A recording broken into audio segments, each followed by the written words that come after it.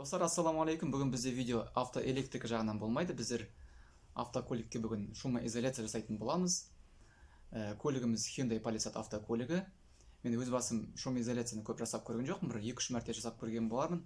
Сондықтан мен бүгін көмекшінің рөлін атқарамын, көмектесем шумоизоляция жасауға. Егер видео ұнап жатса, каналға тіркеліп қойайық, комментарий жазып, лайк басып қойайық. Қазақша контент жақсарсын. Маған жазылып кетіңіздер. Менің көрермендерімнің 75%-ы маған тіркелмеген екен. Сондықтан тіркеліп кетейік, подписаться кнопкасын басып кетейік. Ал біз болсақ, видеомызды бастаймыз. Және де достар, Алиэкспресстен жақында заказ беріп едім. Соны бірге ашып тамалашып көрейік. Ішінде не бар екен? Әлі ашып көрген жоқпын. Қолымда құрал-саймандар заказ бердім. Бірге көрейік. Заказ берген болатынмын. Енді ашып көрейік.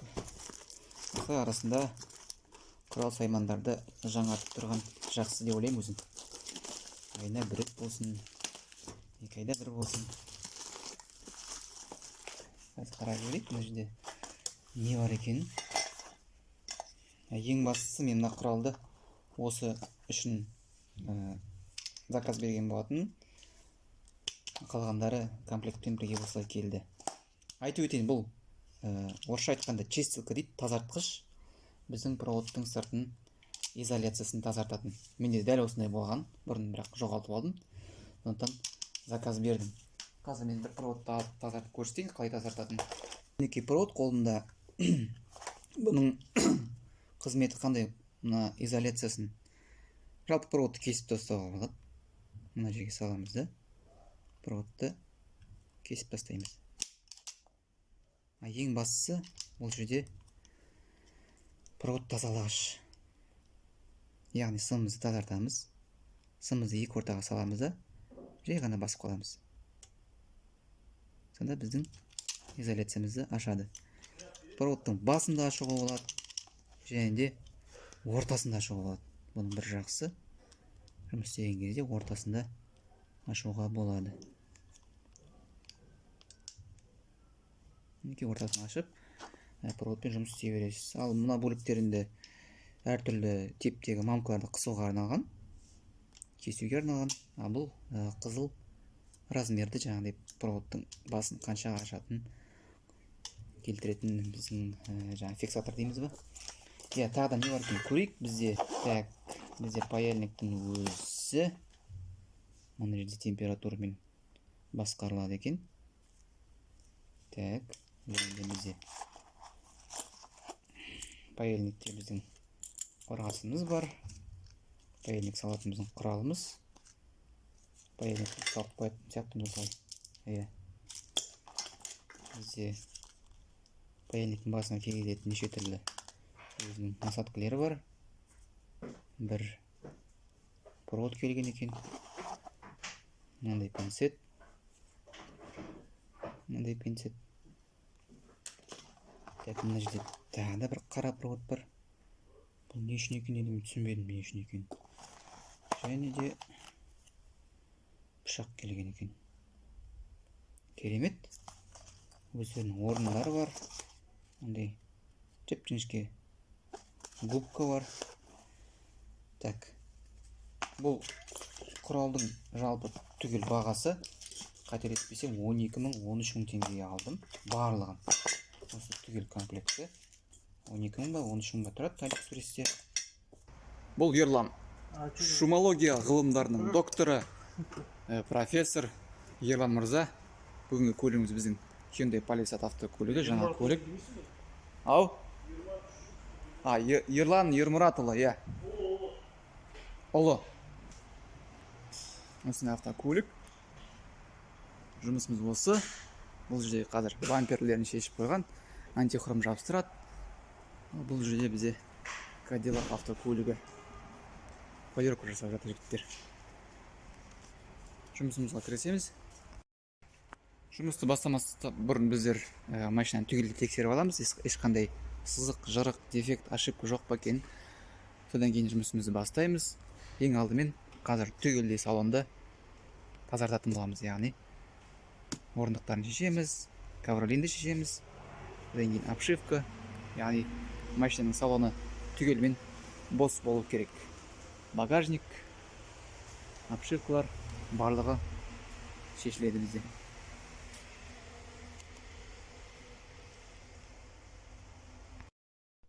Ең алдымен көліктің есігінің обшивкаларын шешіп бастадық.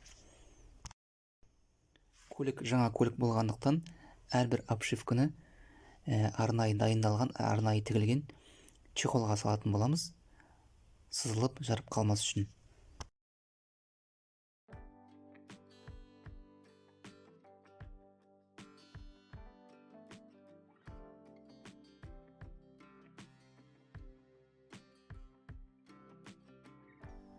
Сонымен көлікте барлық орындықтарды шешіп тастадық. Бұл көлікте 3 қатар орындықтар бар екен.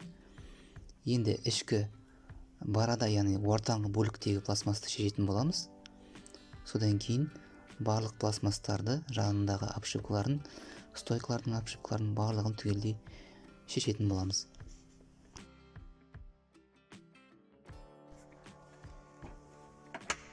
Отдельно шешілесін ашты. Ендігі операция қандай? Барлығын шешкенден кейін ендігі кезекте машинаның каверлерін түгелдей алып тастаймыз.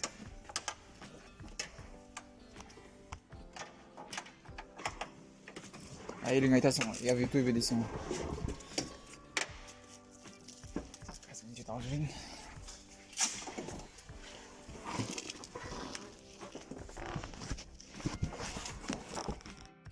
Так, мына жерде мынандай губкалар бар екен.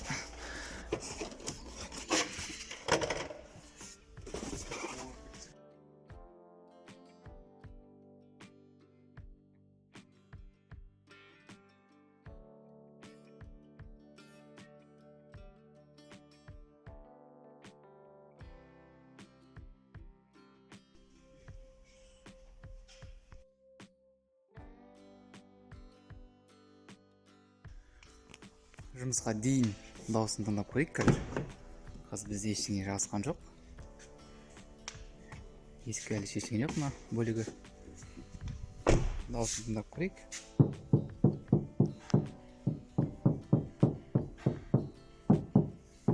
Қалдыр. Сосын жұмыстан кейін көреміз.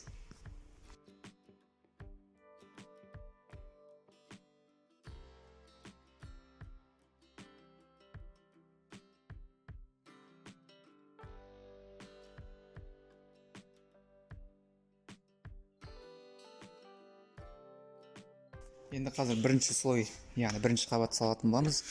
Ол үшін біздің шумкамызды кішкене қыздырып алу керек пешке. Болмаса фенмен қыздырып алады.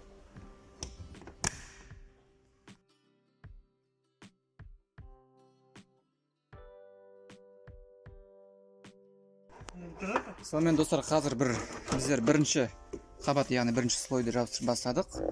Комфорт атом деген. Бұны қыздырып жабыстыру керек екен. Фенмен қыздырып тұрып, қыздырып алып, содан кейін барып, осындай каталкамен, осындай нәрсемен осы жаңағыдай катать етеміз. Бұл бірінші слой. Оның үстіне тағы да слой жабысады.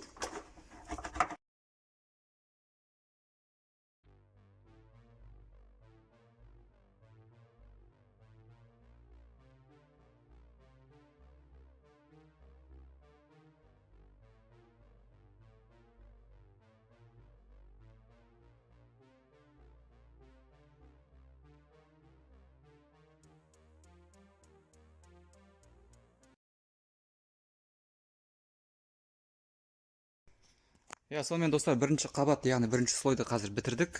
Міндетті түрде фенмен қыздырып, осылай каталкамен істеу керек. Мына жерде мынандай төртбұрышты нелері бар. Солардың барлығын басып жабыстыру керек қой. Каталкамен өтіп, катать ету керек. Барлығын жабыстық, аркілер барлығы бітті. Енді қазір бұл бірінші слой, яғни виброизоляция, да? Виброизоляция. Енді қазір біз екінші слойды лақтырамыз. Екінші слой аты қандай? Титан. Титан деген. Ол қандай слой? Ол Тепло? Тепло шума ғой. Тепло және шумоизоляция екінші слой. Осы қараның үстіне түгелдей жабыстыратын боламыз.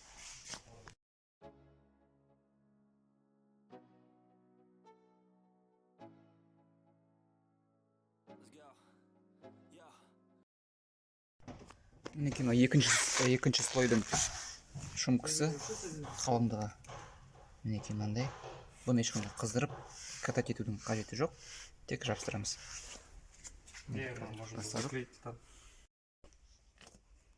Мінекей осылай біртіндеп жасап жатырық.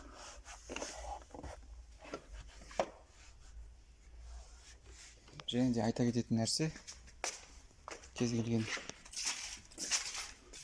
резьбаның орындарын осылай отыратын жерлердің барлығын ашып кету керек. Соған мұқият болу керек. Так, ішін біртіндеп екінші слойды бітіріп жатырмыз. Алдыңғы өлекке мына жасыл титан дегенді жастырдық. Ортаңғы өлекке қандай раптор дейді. Орындықтар отырады, сондықтан орындықтар отырсын деп осындай сәл жіңішке жапсырдық. Енді терезенің апшөпін шешу үшін барлық болттарды шешіп алғаннан кейін терезені орта шамаға түсіріп, мына жерге келтіріп аламыз. Терезенің кірпіленесін шешіп, терезені шешу керек болады. Содан кейін барып бірге алынатын механизм. Терезені былай скотчпен жастырып қоямыз. Мына жерде міне терезе мынаған бекітіледі. Мына тесіктен біз терезені шешіп алдық та осылай терезені жоғары көтеріп тастап, енді жартылай ашылды. Мына ақ пластик, қара пластикқа бекітіліп тұрады екен. Ішкі жағынан ажыратып тастадық. Енді қазір мына проводкалардың барлығын шешіп, пластмассаны шешіп аламыз. Сонымен достар, қазір есікке бірінші слой жапсырдым. Бұл екілік қалыңдығы. Есік ауырлап кетпесін деп үштік салмайды, екілік салады. Енді осының үстіне тағы да интегра дегенді жабыстырамыз. Біріншісін міндетті түрде катать ету керек каталкамен. Ал екінші слой интегра деген қалыңдығы осындай. Бұны тек жабыстырамыз. Тек бірінші слойды катать етіледі.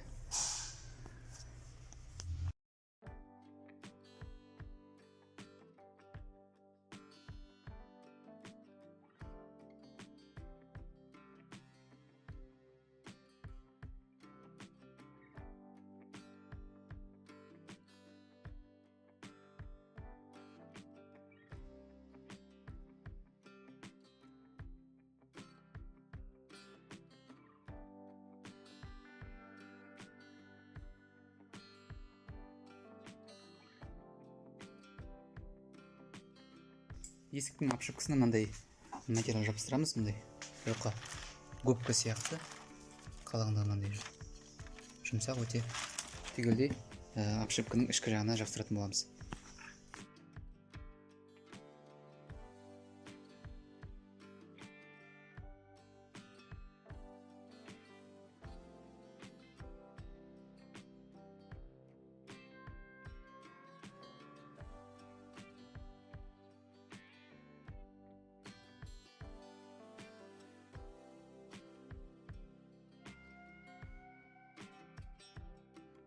Ендігі кезекте дөңгелек жақтағы аркілерге шумоизоляция жапсыратын боламыз. Ол үшін барлық дөңгелектерді шешіп тастаймыз. Машинаны арнайы стойкаға салып қоямыз.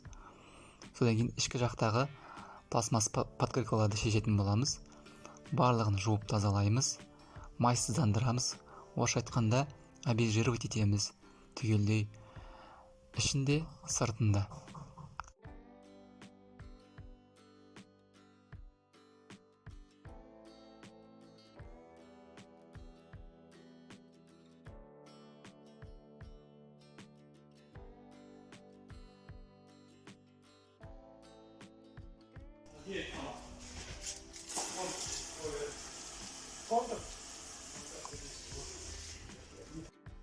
Енді аркілерге шумоизоляция жапсырамыз. Ол шумоизоляция біздің еденге, яғни полға жабыстырылған атом деген қара шумоизоляцияны жапсырамыз, қыздырып. Содан кейін барып антигравий, яғни шуба деп айтылады. Соны компрессор арқылы сыртына шашатын боламыз.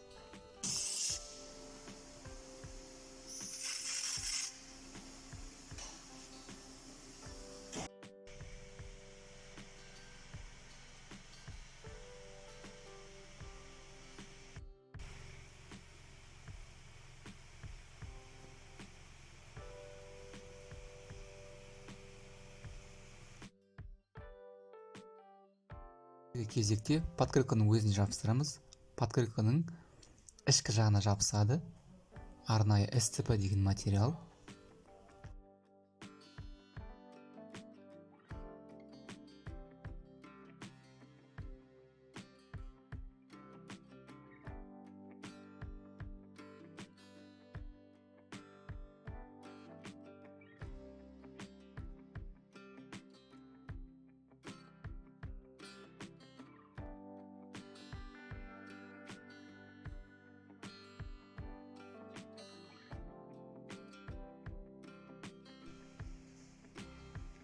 Сонымен достар, көлікті аяқтадық, түгелде жинадық.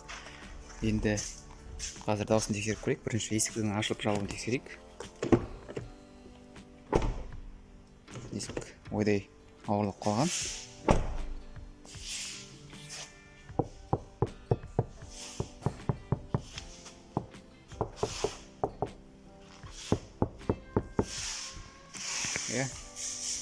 Осылай біздің дыбыс изоляциясы аяқталды.